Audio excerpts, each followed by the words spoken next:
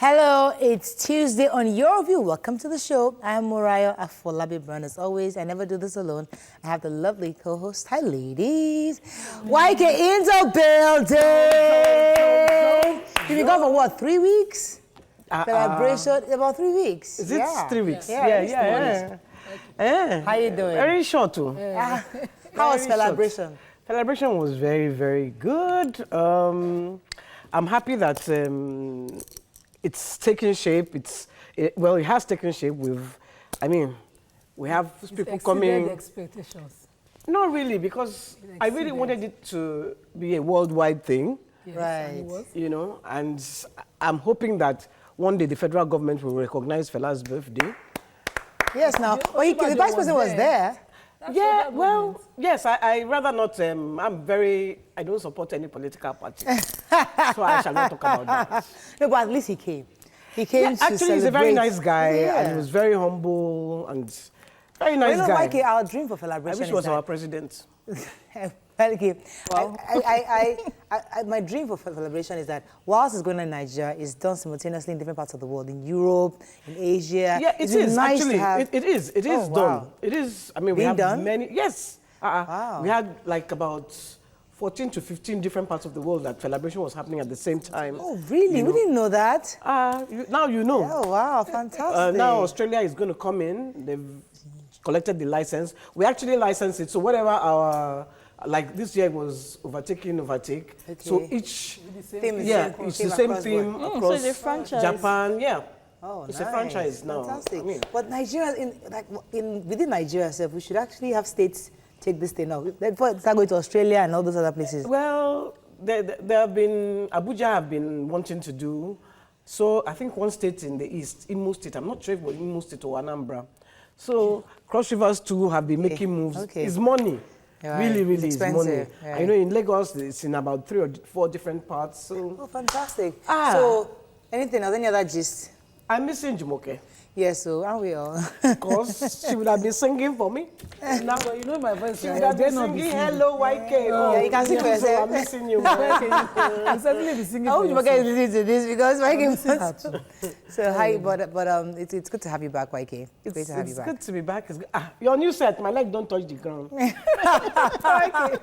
There's So I have to sit like a this. landing for your feet. You can put, you can rest your feet on them. YK. How you doing, Nima? I'm very well, thank God. That's fine. How are you? Hey, Mary. Yes, we have our guest co-host. Mary Arrow is our guest co-host today. Welcome to the show. Give her a warm welcome, YK. Welcome.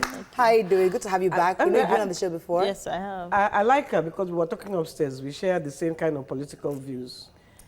Well, for the purpose of being nice, I'll say yes. But YK is a little radical for me. Yes. But how you doing, Mary? I'm very well, thanks. I'm very well. Anything hot that you want to talk to us about? No, not on the set. Drinking hot maybe water. Okay, hot water, exactly. All right, let's go on a break anyway. When we come back, we'll try to go through the front pages of the newspapers to find out what's going on out there. Stay with us. We'll be right back.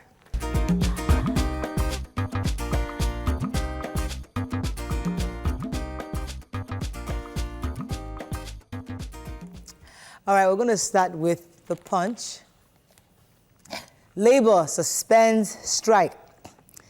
Construct railway to a pop-up port. Southwest governors tell federal government. Police squeeze wife of slain Credit Suisse chairman. Federal government panel lacks power to prosecute seized assets. Oshomole's apology to Catholic bishop. Deliberate blackmail, says Okorocha. Senate will probe NNPC's diversion of NLNG dividend, says Saraki. INEC removes 300,000 names from voter registrar. And army, police have killed 492 Shiites, says Falana. Who has the chairman, the wife has been quizzed? The story in the Punch is that the police invited the wife of the slain chieftain in Ondo State to continue investigations because the Togolese cook kept saying he wasn't the one, they were robbed and she wasn't at home. And also because she was the complainant in the matter to assist investigations was why she was invited. That's basically what the story is saying. That's There's a different news online. Story now. Yes, it's I was wondering, he said... the man is from, the murdered man is from... There's supposed to have been an audio tape from who is purported to be the... Iroko, the former governor. Iroko and then the former governor. But he has come out to deny it, saying that, look, he didn't make any such phone call. And when they're accusing the wife.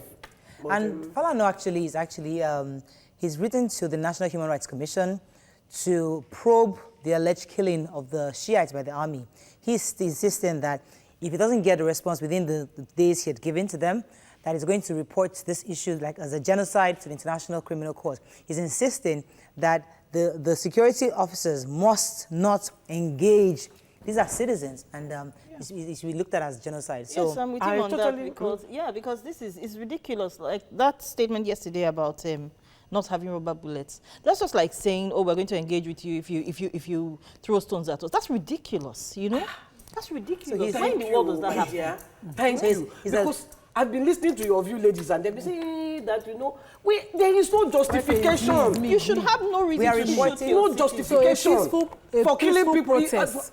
Listen, a peaceful protest being limited by the army or the armed forces should continue and stop where they put the limits. So if they meet a roadblock, my suggestion, stop and continue your protest so you can continue to vocalize and say what you're against. They did not stop there. So what is the next step? When you start shooting them? They broke into and they pelted the army with stones. So it's bound to be a reaction. So what? Wait, we're not discussing it, but I think what we did mention was that what the police has said. What the police had said is that the army. What the army had said actually, that you cannot, if you're having issues with the grasp with the federal government, don't engage us. Go and take your grasp, take it out on the federal government and not us. Because if you try to throw stones at us, your Bible that you read says if they turn one cheek, if they slap one cheek, turn the other cheek. Shebi? No, the Bible, inside the Bible says if Jesus Christ said, they didn't say that one. Why can't they? It's in the Bible. Is it to army? It's in the Bible. But that's not there is no justification for the soldiers killing them. They didn't have arms. They were not armed. Stones are not arms. Let's move on to the nation. We're not discussing it today. So one is about... You think we're not paying me? I wanted to beat Nima from the screen. The nation panel to... You know, the beautiful thing about this show, YK, is that everybody's entitled to their views. So no matter how much you don't like what Nima said, she's entitled to her views. So it's good that you're here to express your views. So please, let's not engage each other. I've said my own views. Why are you facing my own views? I'm just letting you know. The nation. Let's move on very quickly. Panel to propose 30,000 naira, 24,000 minimum wage. What's the nation saying? I thought we agreed on 30,000. No, they haven't agreed on a figure. Actually. Oh, wow. And they're coming back. They've agreed. They are reporting that. Let me just report what the pages are saying. Picture here of Professor Oshimbajo as our VP, Mr. Akinwumade as Governor of Lagos State, the APC stalwart, Asiwaju Bola Ahmed Tinubu, and Mr. Sanwo-Olu. 2 million to get trader money by December. 2 million Nigerians. 2 million Nigerians to get trader money by December. Government can't meet ASU's demand now. EFCC charges Lajoda with alleged 4.7 billion naira fraud, 19 arraigned in just for general's murder, and oil prices bounce as Iran sanctions begins. Okay, let's move on because we can always take the other stories elsewhere. Let's go to Vanguard. Stakeholders agree on 30,000 naira. Strike on hold. That's what I thought was agreed. Yeah. Federal government asked ASU to return to negotiation table. Lots of stories in Vanguard. We'll release Buhari's certificate only if he requests for it, says Cambridge. Critics of broad range should tell us where to get the funds from, says Fashola. Falana petitions NHRC for the Shiites killing. We talked about that already. UBTH surgeon collapses, dies after performing 4 operations. Ganduje Gate. Court stops House committee from investigating video clips. And lots of stories. Fayose ruined Ekiti's heritage for abandoning Ikogosi resort, says Fayami. In fact, if we stay on Vanguard right now, we don't need any. So let's take the minimum wage one a bit later. Yes. Let's talk about the other stories. Which one? The Ganduje one. So this group. The Ganduje story. Yes, a group of democracy lawyers for sustainable democracy in Nigeria took the House of Assembly of Kanu to court and stopping them, asking the court to grant an ex parte injunction to stop them from investigating, that seeing the videos that they are watching continuing the investigation, saying that this was a criminal action. Now, the court granted that ex parte injunction, not because the House are not empowered to look into criminal matters. No, that's totally wrong. The court granted it because they claimed there was an urgency around it. So following actions on notice, I hope that these things will be reversed. Now, this group is saying the House should not investigate a crime, and I'm wondering if the governor, who is covered by immunity, is not allowed to be investigated or prosecuted by any of the law enforcement agencies, as the police or whoever, ICPC and all of them, because he's covered under the immunity clause of the Constitution. Right. Who else is empowered to investigate him? It's the House of Assembly. Nigerians, we like to put water in the mouth. It's my view. All right, let me go on a break. It's my view. Let's go on a break on that one, because I want us to really touch on this issue of the UBTH surgeon who collapsed. Who has that story? He had performed 4 surgeries back to back. And after the 4, did you read that story? That's pretty much it. He had performed 4 surgeries back to back. He went into his room and he collapsed, and they tried to revive him, and so I've said yes, he went from dead. Yes. So these doctors, they overwork themselves. I had an experience like that. Someone that happened at Ajiromi Mother and Child Care Center sometime when I was in the hospital. These things happen, and the doctors are obviously overwhelmed. We've asked that they employ more doctors, assist them. The healthcare system is overwhelmed. We're talking about the healthcare system, but I have to also touch on the fact that Cambridge is saying they conducted, according to the papers, they used to conduct our examinations back then, and they're saying that the only person that can request for them to release those who sat, if he actually sat for the exam, is the candidate himself. So the president is the only one but they actually told us the amount of people that actually sat for the exam, but they cannot tell us categorically if our president was amongst those unless he requests for them to release that. So didn't you find it very funny, our president standing with the certificate and the game? And that was the attestation. That's an attestation. So he has written to WAEC, and WAEC said, okay, yes, we have a copy. They brought it out. You can snap photo and smile. But Cambridge also refuted something that a lot of people have been saying. They said, there was no Hausa at that time, and Cambridge said there was. There was a Hausa. Yeah. There was that mathematics was also, whether you've passed or failed mathematics, was not a requisite for getting your. But you have to pass English. You had to pass English. So at least those were the things a few people held against him. So yeah. So hopefully that should clear the airs a bit. But that's all we can take. As I said, Vanguard had most of the stories, so we don't have minimum wage. Oh, minimum wage. Can we do that structure? How can we not take minimum wage? So, according to Aliba Waba, we have to run off, chairman of the NLC, they've reached an agreement, and they've represented their report to the president to, is he going to assent to it or something? By 10 but I need to be released today. So we're waiting. So the strike is on hold. It's on hold. Hopefully, governors too will not object to this. These are our governors, You know, they're the ones that actually delayed this thing. They were insisting on we are fighting for the wrong things. We are fighting for the wrong things. 8 months. You're not telling them they should pay 30,000. Allocations. What they You are fighting for the wrong. They increase minimum wage. You're still going to pay for the same expensive goods in the market. You're still going to buy under the same inflation rate. You're still going to pay for the same poor healthcare. Talking this thing. Unfortunately, we can't. Let's put this topic on hold. Hopefully, after today's meeting, or maybe our president actually signs off, then we'll now bring in an expert to break it down so people understand better what the implications of this 30,000 naira is. But now we're going to go on a break. The health sector. There was a latest story that went through, that was trended over the weekend about one lady. Unfortunately, I think her father passed on because there was no bed. We'll discuss it. Stay with us. We'll be right back.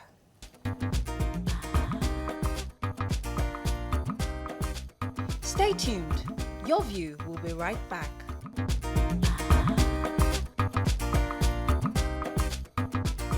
Welcome back to Your View.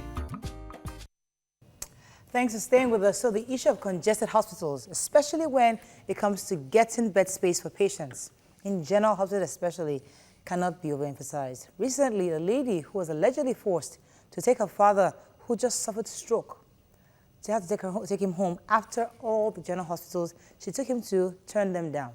There was no bed space. Now, have you experienced this? And what are your thoughts on this issue? You can call us on 070-806-6814. You can also tweet to us at TVC Connect. Please hashtag YourViewTVC so we can read your tweets. I'm also connecting this to the story of the doctor that we read in the papers that suffered exhaustion, obviously, from Obviously, there's so many people in the Yes, general so many hospitals. issues. And we're having issues of bed spaces. This man, unfortunately, suffered stroke, and there was nowhere to keep him. And Tokwe has said it over and over again, especially when she wanted to have a baby, the fact that there were people in labor on the floor. I'm now considering going to general hospital to deliver, and I'm thinking, is that the kind of thing I'm going to face if I go to general hospital? Well, there are many angles to it. So I was saying to Mary earlier that, yes, the hospitals are overwhelmed. There are no bed spaces, but the part of the people using the hospitals and what they contribute to it. So I stayed in the hospital, that's oversaid, for 6 months, and I saw some people do it. So you have a natural delivery, you're supposed to exit the hospital within 3 days. You're done, you've been discharged, leave, but you will not. And they have a new case. The person will sit on the chair waiting for you to expect your entire family to come to pick you. So you know, my husband has not come, they've not brought the car, I cannot go now. And you lie down while the person in labor that they're trying to check. So we had an emergency like that, they almost had to check her on the floor. Someone had to quickly get up and allow them check her. And before we knew, she went into labor immediately. In fact, the baby was almost popping out. So we see those things happen all the time. You have a CS, a cesarean section delivery is 5 days. Within 5 days, you leave the hospital. This is when the hospital can certify that you and the baby are fine. Within those 3 days, 5 days, you're fine, you can leave. But Nigerians will not go. But they also... So that's go ahead, I was just going to say that I think that you are getting it wrong, Nima. Yeah. The hospital should have emergency section for when people don't stay in emergency, so it's always free. So why our hospitals do not have emergency sections, I do not know. There's no room for you to sleep there, because once you have been treated and you are no more under Constant supervision. you can be moved to the wards.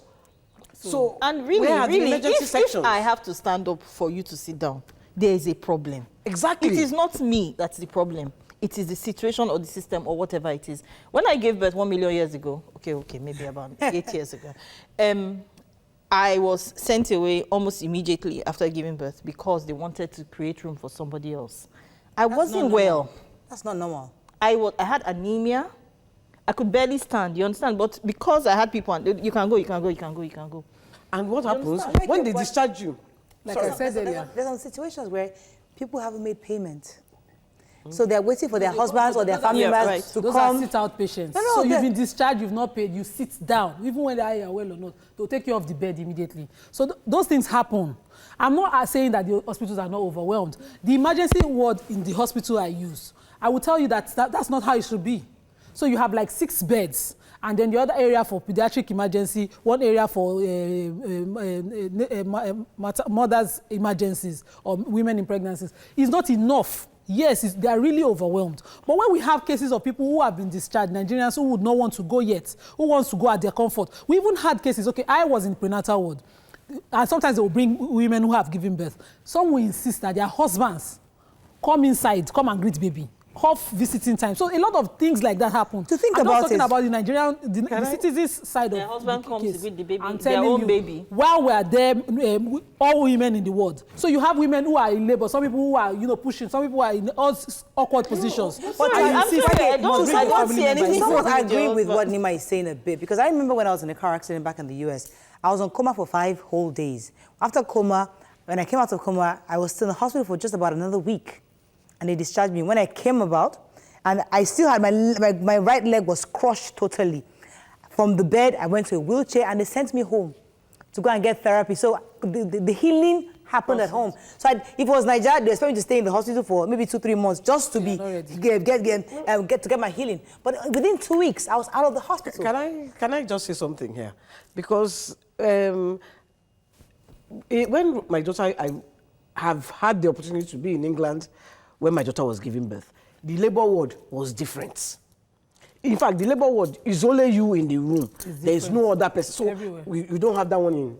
Because if you are saying you are in labor, somebody is coming visiting, that means you don't have labor ward. Right. You have a general labor ward. No. Rolary was in a room by herself. The only other people there were myself and her husband, doctors and nurses. Answer your call. Let me take Ario. Ario, morning, are you there? Thanks for calling. Hello? Hello, it's me. Good morning. Good morning. Go ahead, please. So my contribution is this, that because of the lack of bed space, I'm thinking that maybe it's due to the increasing birth rate and increasing population of this country. That's And another also argument. maybe because of the inadequate and lack of healthcare facilities. Maybe because our government don't fund into the healthcare and other sectors very well. Okay, I didn't really hear what he said. Yeah, but- I think he's saying He's giving another angle. it's because the population is increasing, Yes. but the hospitals are not increasing, I guess. Yes. Yes. So I was saying that, so the labor, then when you now give birth, you are now taken to the ward. Yes. And then you are given, you are not even discharged, they give you a form that, okay, you are okay, the baby is okay. Exactly. They've done all the tests. Now, these are not the things that are happening here. No, they're the same. Why? Okay. That's why I wanted to inform. So maybe you are not getting me. There's a labor ward. There's even a separate, about 3 theaters within the hospital that are separate from where we are. So you have a progressing labor case. They will put the person somewhere. That person is progressing. And in some cases, what the state they may assume the person might go beyond that. We had someone who pushed when she had not even advanced within the ward on a Sunday. So these things happen. But when you have someone who has been discharged, not leaving the bed, is the person assisting the situation on ground. I'm But not saying we're not in overwhelmed. this Are you saying case, it's only those we people are that are causing the overwhelmed. problem? No, in this I'm case bringing study, why another case about a angle man that into has stroke. Properly, he should have been given a A bed. bed. Emergency.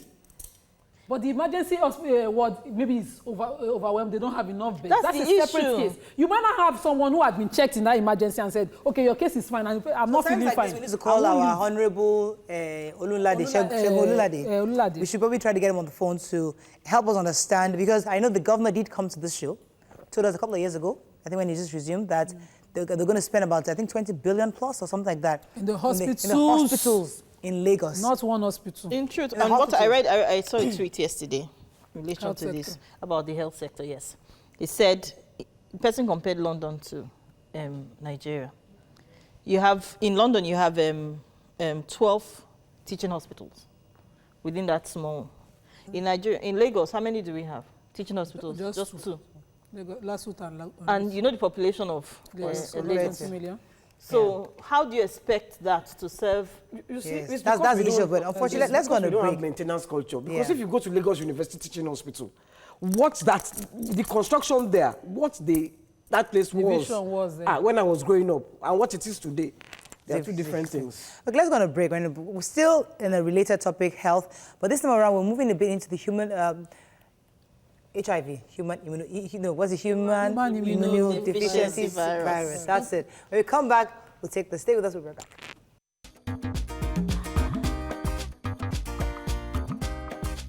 Stay tuned. Your view will be right back.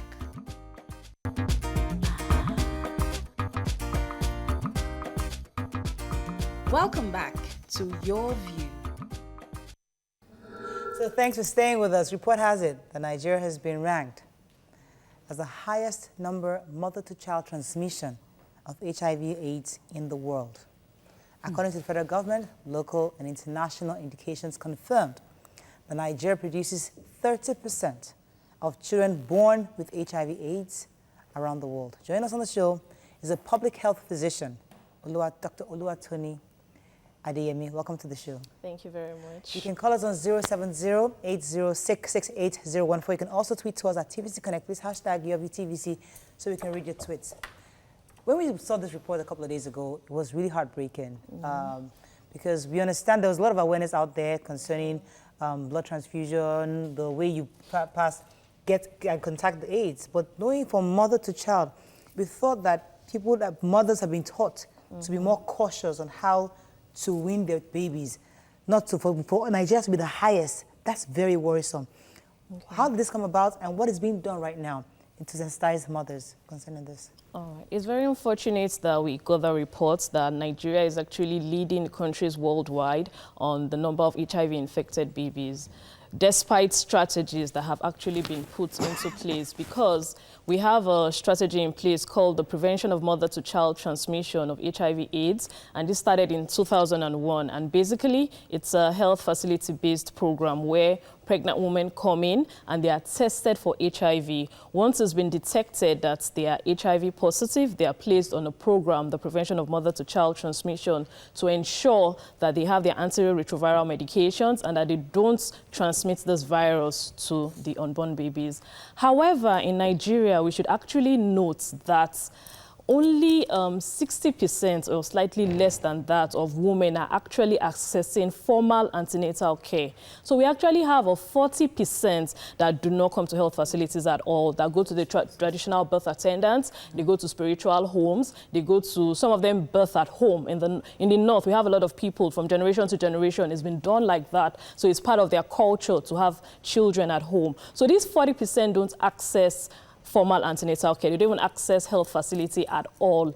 And out of the 60% that access formal antenatal care, only 38% of them have access to skilled healthcare workers. So it's one thing to register for antenatal care. It's one thing to be in a proper hospital where it's skilled, people that have been trained that are actually dealing or handling these people. So they are not being tested. Women are not being tested for HIV. So that has what has caused, despite the strategies put in place, we have been unable to reach the remaining 40% of women. Dr. Tony, so mother-to-child HIV transmission is the most preventable, according to what I read.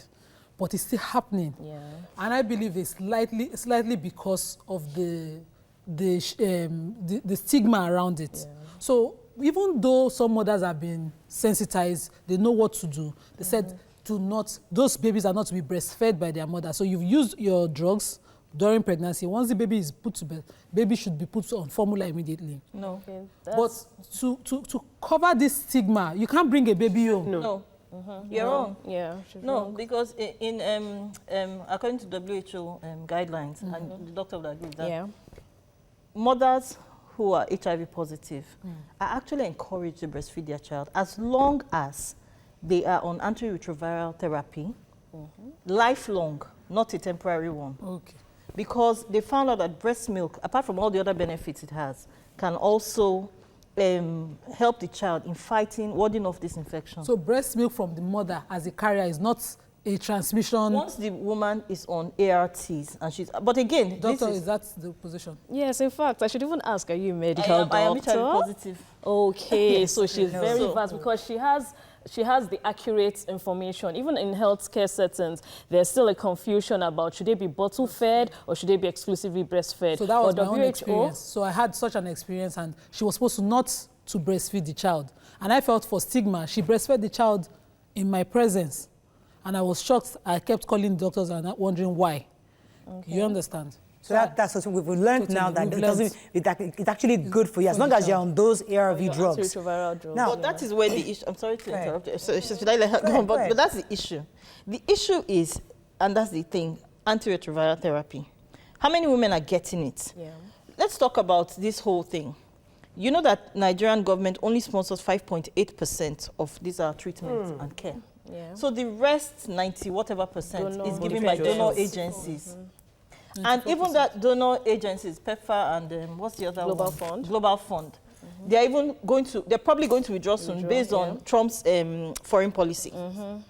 So people are left, to whatever it is whatever opportunities that they have. You understand? And apparently the drugs are even extremely expensive. Yes. From what I've heard, the drugs are extremely expensive. Now, if the drug is expensive and I'm a poor person, how am I going to treat myself? Yes. No. So, for now in Nigeria, it's totally free for everybody. Okay. No, I think it's just that access. Okay, if they now withdraw for... Let me pause you for a second. I think we have Honorable Segun Olulade on the phone because we wanted to reach him concerning the issue of very limited beds in the general hospitals. I know he used to be a member of the committee, the chairman actually. He used to be a House Committee on Health, but I think he's no longer there. But he can comment on it.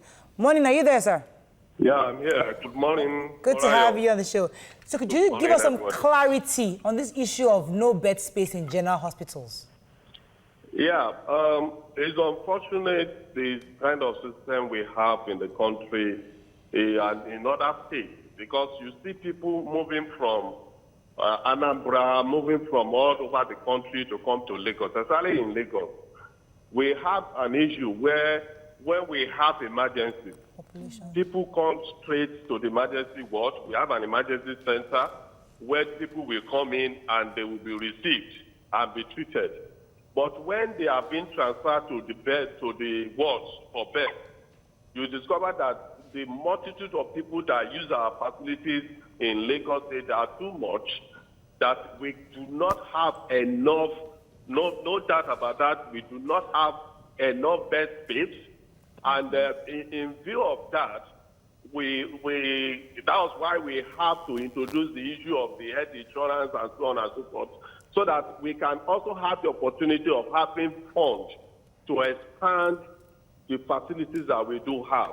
Because there is no way all over the country that people will be coming to the general hospital, even if you have headache. And our referral system is still very poor in this country. When you see somebody that has headache, they want to come to the general hospital. When they have malaria, they want to come to the general hospital. So at the end of the day, the general hospital facility is being overstretched. Let me pause you for a quick second. Okay. We see people going into New York back to back every day. Whether you like it or not, Lagos State is the metropolitan city here in this part, in the southwestern part of Nigeria. So is it that the government is not prepared for this influx? Because you can't stop people from moving into Lagos. No, we can't stop people from moving into Lagos. But like I said, all over the world, there is nowhere that you expect government to fund it alone without the support of the public. So what we see is a situation where people move in and they continue to use that limited facility without, because they know it's free, people will leave other states to come to Lagos for that aspect of being the kind of facility we have, the kind of equipment, the kind of medical personnel that we have. We make them to come to Lagos. And in view of that, and people don't even understand why they need to go to these primary health centers, they will still come to the general hospital. Things that they should have been able to handle at the maternity, healthcare centers, primary health centers, right. They end up coming to the general hospital. And when they are being asked that they can be discharged, some of them do not even have money to pay for anything they have done, so they will still remain on the bed. Okay. And so it's an issue that the government will continue to look into and see how to address it. All right, sir. Thank you very much, sir. Thank you very much. Thank you very much. All right. Let's go on a break. When we come back, we'll continue our conversation on this mother-to-child transmission of HIV. Stay with us. We'll be right back.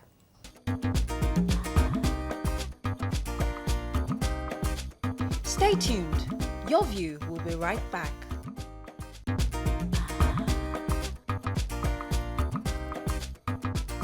Welcome back to Your View. Thanks for staying with us. Nima says she has some tweets. Okay, so Madam Okulaja says, most of these people deliver their babies in Iya or Baba Lagbo's house. How do they get tested to even know their status? The health system we run in the country is not affordable. Adedapo says, bed space can never be enough in any public hospitals. Because no amount is good enough to be fixed for a minimum wage in our society. This is a society of survival of the fittest. We are self in our dealings in Nigeria. Let me put Mary on the spot a bit, because I know you're living with the disease. How has it been? Living with the condition. Living with the condition, sorry. How has it been telling people about it, getting, especially mothers, in this transmission issue, and even those who are trying to get married and have sexual relations with their husbands and spouses? How has it been in your own small world? Yeah, I mean, the obvious thing is, of course, people are afraid to talk about it. And it brings up a major issue, which is our culture. We are very pretentious in Nigeria, very pretentious. And that, I think, is one of the reasons why we even have such a high rate of infection and all that. We're pretending we're not having sex because this disease has become a lifestyle disease. So we're pretending we're not having sex, which is what's a major cause of transmission. And when we do have sex, we're pretending that there's nothing wrong with us, so we don't go and check, you understand?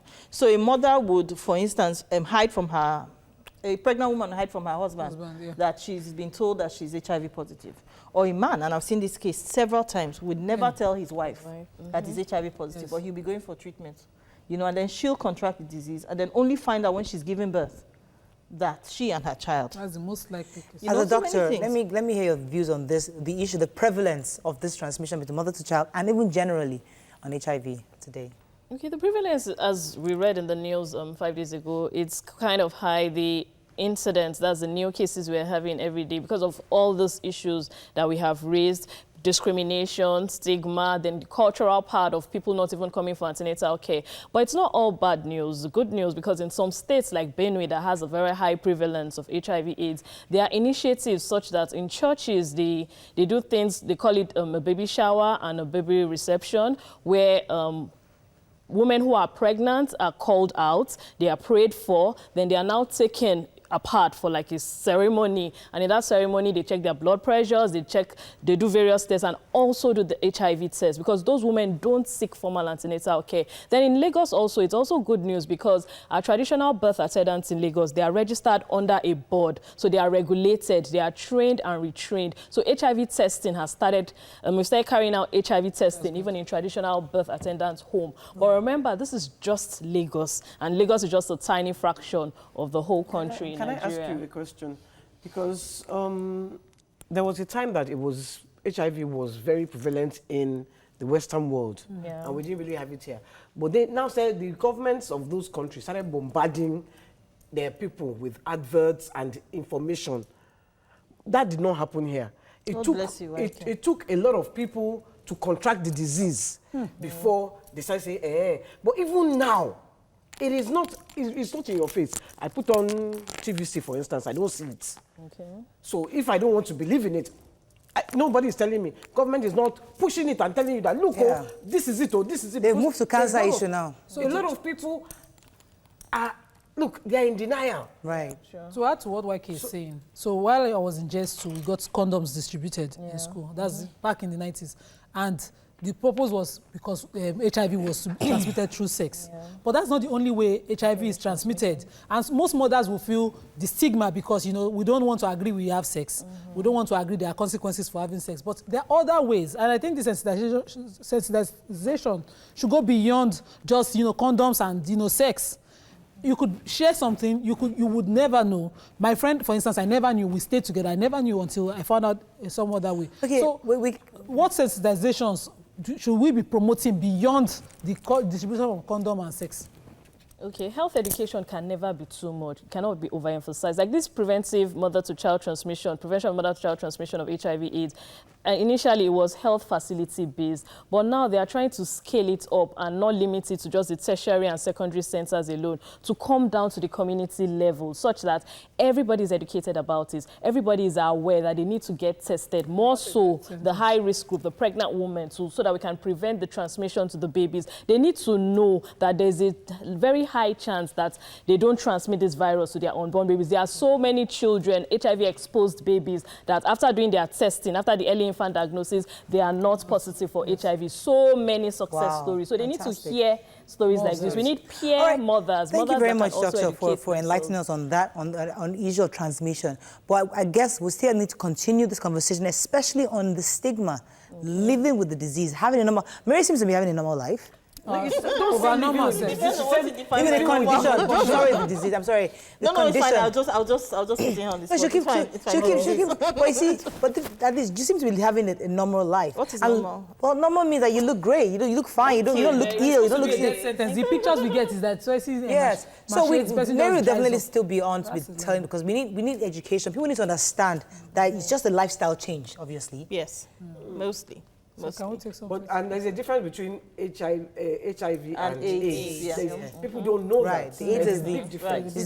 Let's take a few tweets before we round up. Papensky says, it's a shame as a nation to be ranked highest in the world, and so many reproductive health surveys and awareness done in the country over the past 15 years with the aid of all the World Health Organization and all that. Olufumilayo says, I want to encourage our social media and every other network platform to educate people on several platforms, to encourage people to know their status.